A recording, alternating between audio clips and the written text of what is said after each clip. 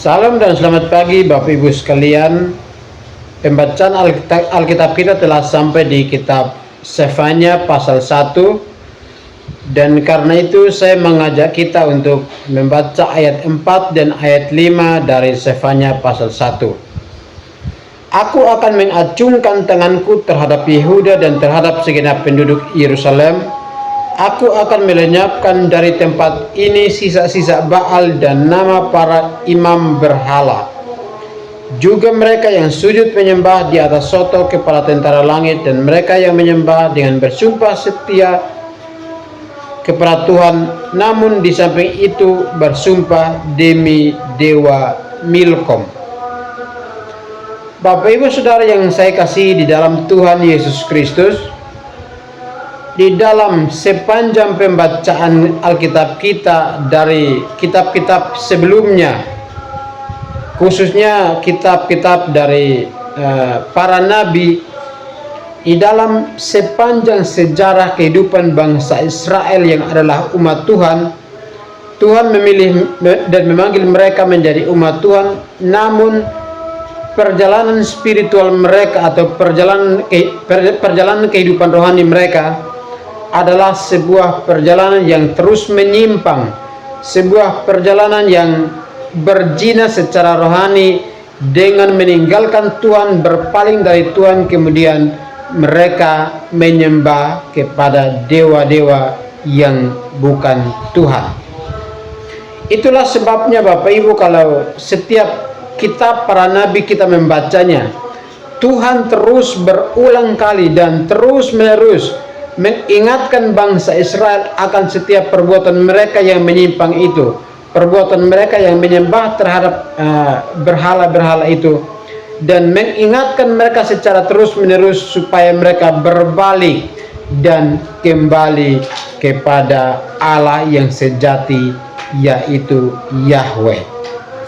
Tetapi sekalipun Tuhan sudah memperingatkan mereka, namun bangsa ini rupanya mereka menjadi bangsa yang tegar tengkuk, bangsa yang nakal, bangsa yang tidak taat, bangsa yang tidak setia, dan mereka masih saja kembali kepada penyembahan-penyembahan yang bukan Tuhan, atau mereka menyembah para dewa pada masa itu. Dan karena itu di ayat yang keempat dari Sefanya pasal 1 mengatakan, Aku akan mengacungkan tanganku terhadap Yehuda dan terhadap segenap penduduk Yerusalem.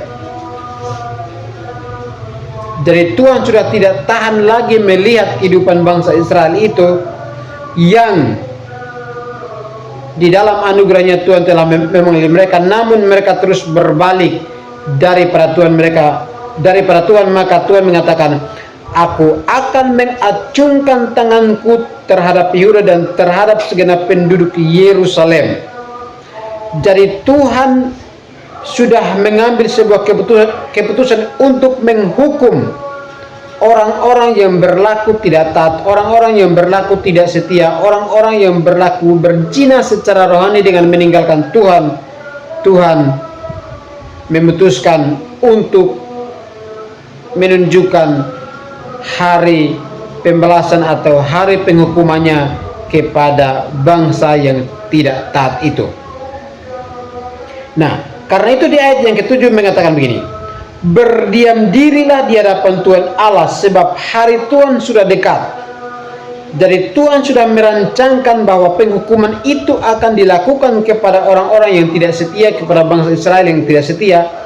Dan sebelum penghukuman Tuhan itu Tuhan nyatakan, maka di ayat yang ke-7 dikatakan bahwa berdiam dirilah di hadapan Tuhan Allah, sebab hari Tuhan sudah dekat.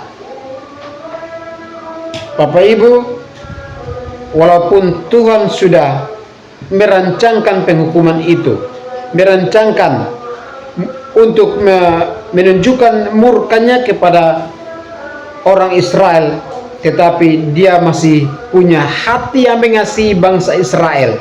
Dia masih punya hati yang mengasihi suku Yehuda. Dia masih punya hati untuk mengasihi seluruh penduduk Yerusalem. Dan karena itu dia memanggil mereka, berdiam dirilah di hadapan Tuhan Allah, sebab hari Tuhan sudah dekat. Sungguh Tuhan telah menyediakan perjamuan korban dan telah menguduskan para undangannya. Bapak, Ibu, dan Saudara yang saya kasihi di dalam Tuhan Yesus Kristus,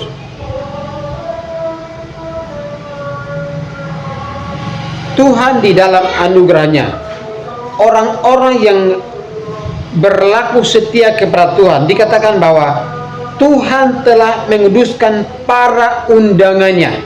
Itulah sebabnya Tuhan mengatakan, berdiam dirilah di hadapan Tuhan. Jadi mereka yang berlaku setia kepada Tuhan, mereka akan bebas dari penghukuman. Tetapi mereka yang terus-menerus memberontak melawan Tuhan, maka mereka tidak akan pernah luput dari murkanya Tuhan. Karena itu Bapak, Ibu, Saudara yang saya kasih di dalam Tuhan Yesus Kristus, marilah kita berdiam diri di hadapan Tuhan sebelum Tuhan menunjukkan amarahnya, menunjukkan murkanya kepada setiap kita. Marilah kita sadar dan kembali kepada Tuhan yang mengasihi saya dan Bapak, Ibu.